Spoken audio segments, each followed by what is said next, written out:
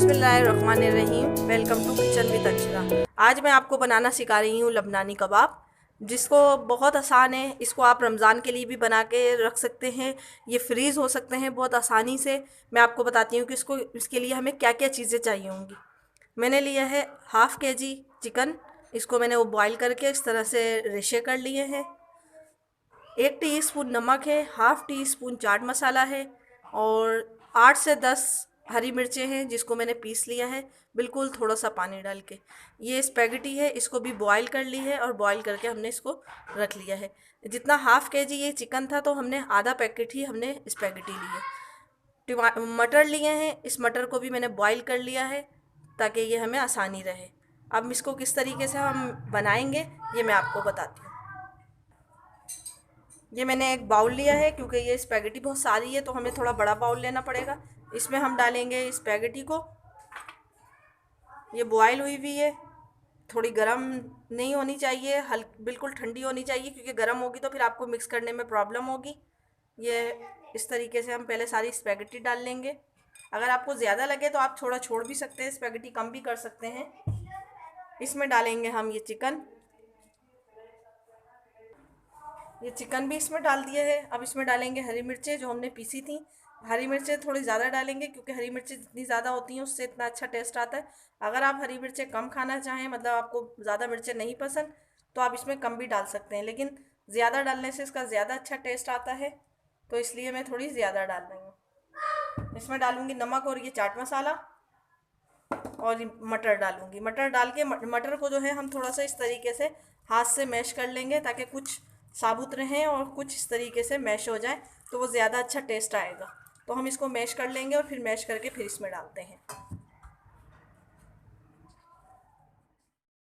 मैंने इसमें मटर भी डाल दिए और मटर डाल के हरी मिर्चें और नमक, स्पैगेटी। आपके पास स्पैगेटी ना हो तो आप नूडल्स भी ले सकते हैं, लेकिन आप जो नूडल्स लेंगे वो चिकन फ्लेवर का लेंगे ताकि चिकन फ्लेवर में जो है सिर्फ कोई भी जायका नहीं होता है, तो इस वजह से उसमें ये केचप वो नूडल्स इसमें मिक्स होके वो वाला इसी का जायका बहुत अच्छा हो जाएगा। अगर आप चटपटा लेंगे तो वो चटपटा इतना मज़े का नहीं लगेगा क्योंकि उसका जो मसाला होता है उसमें बहुत ज़्यादा मिर्चें होती हैं, तो वो इतना मज़े का नहीं लगेगा। चिकन नूडल्स में ये होगा कि उसका चिकन मसाला होगा तो वो बहुत ज़्यादा स्पाइसी नहीं होता। मैंने इसमें मटर भी देखें इस तरीके से मैश करके डाल दिए हैं। अब जो है मैं इसको एक शेप दूंगी कबाब की। आप जो भी चाहें देना, लेकिन जो नबलानी कबाब होते हैं उसकी शेप जो है वो मैं आपको बताती हूँ कि किस तरीके से होती है। आप चाहें तो हाथ में तेल लगा के या ऑयल घी लगा के या बटर लगा के कुछ भी लगा के आप इसको इस तरीके से बना सकते हैं। मैं इस तरीके से ये सारे कबाब इस तरीके से बनाऊंगी और बनाने के बाद इसको दिखाती हूँ कि क्या करना है। लबनानी कबाब जो है हमारे बिल्कुल रेडी हो चुके हैं। ये देख मैंने इस तरीके से बना के इसको रख दिया है। अब मैं आपको बताती हूँ कि आप इसको किस तरीके से फ्रीज़ कर दें और फ्रीज़ करके आप इनको तकरीबन 1 महीने तक इस्तेमाल कर सकते हैं क्योंकि आगे रमज़ान आ रहे हैं। उस रमज़ान में आप अभी से अगर तैयारी करके रख लें तो ये आपके रमज़ान में पूरे रमज़ान चल सकते हैं। आप इसको तकरीबन 1 महीने के या 15 दिन के बना के रख दीजिए तो वो आपके काम आएंगे।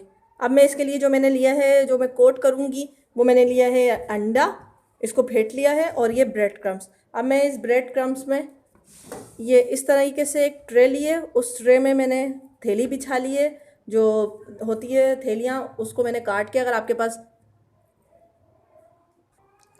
इस तरीके से थैली ले लिए, इसको बिछा लिए क्योंकि अगर हम खाली ट्रे पे रखेंगे तो ये नीचे से चिपक जाएंगे क्योंकि जब हम इसको फ्रीज़ करेंगे तो ये फ्रीज़ होने के बाद पानी छोड़ देंगे, तो इस वजह से ये नीचे से चिपक जाएंगे और फिर प्रॉब्लम करेंगे निकालने में, तो ये टूट जाएंगे।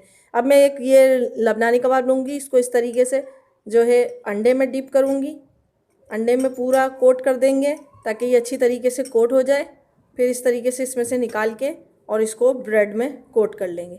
ब्रेड में कोट करेंगे वो भी बहुत अच्छी तरीके से करेंगे ताकि कहीं से कोई जगह खाली ना रह जाए और ये ब्रेड से क्रम्स में से रह ना जाए। इस तरीके से हम इसको बिल्कुल अच्छी तरीके से कोट करेंगे ताकि ये बिल्कुल सही से कोट हो जाए। और ये देखें मेरा बिल्कुल लबनानी कबाब बिल्कुल अच्छी तरीके से कोट हो गया है। अब मैं इसको इस तरीके से यहाँ पर रख दूँगी और इसी तरीके से सारे कोट करूँगी और कोट करके फिर मैं इसको फ्रीज़र में रख दूँगी। फ्रीज़र में रखने के बाद आप इसको 1 महीने के लिए इस्तेमाल कर सकते हैं, लेकिन मैं आपको दिखाऊंगी कि हम इसको किस तरीके से फ्राई करेंगे। तो आपके जो एक्स्ट्रा हों उनको आप फ्रीज़ कर दीजिए, बाकी मैं आपको बताती हूँ कि इसको किस तरीके से फ्राई करेंगे। बाकी हम सारे लबनानी कबाब इसी तरीके से अंडे में डिप करेंगे और फिर ब्रेड क्रम्स में डिप करते हैं।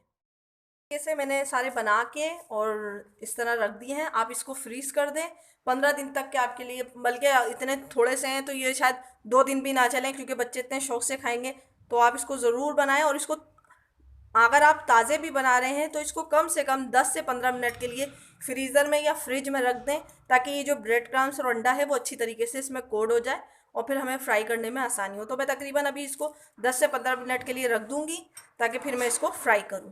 तो मैं आपको इसको 10 से 15 मिनट के बाद फ्राई करते हुए दिखाती हूँ। ये पैन लिया है, पैन में आधी प्याली ऑयल लिया है और इसको थोड़ा सा नीम गरम कर लिया है। ज़्यादा तेज़ गरम नहीं करेंगे, इतना गरम करेंगे कि हल्की दरमियानी आंच पे फ्राई होने लगे। बहुत ज़्यादा गरम करेंगे तो हमारी जो ब्रेड क्रम्स हैं ये जल जाएंगी।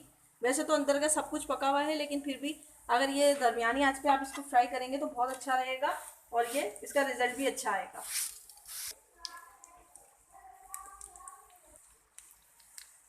4 मिनट हो गए हैं। 4 मिनट में ही दोनों तरफ से बहुत अच्छी तरीके से गोल्डन ब्राउन हो चुके हैं। अब मैं इसको निकाल लूँगी और फिर आपको दिखाती हूँ डिश आउट करके। ये लबनानी कबाब बिल्कुल रेडी हो चुके हैं और मैंने इसको देखे डिश आउट किया है। आप इस तरीके से कर सकते हैं। आप चाहें तो इसको केचप के साथ और ग्रीन चटनी के साथ, मीठी चटनी के साथ भी इसको खा सकते हैं। बेइंतहा अच्छे और लजीज बने हैं। इसको ज़रूर ट्राई कीजिएगा और मुझे दुआओं में याद रखें। और नेक्स्ट वीडियो तक के लिए मुझे इजाज़त दीजिए। अल्लाह हाफिज़।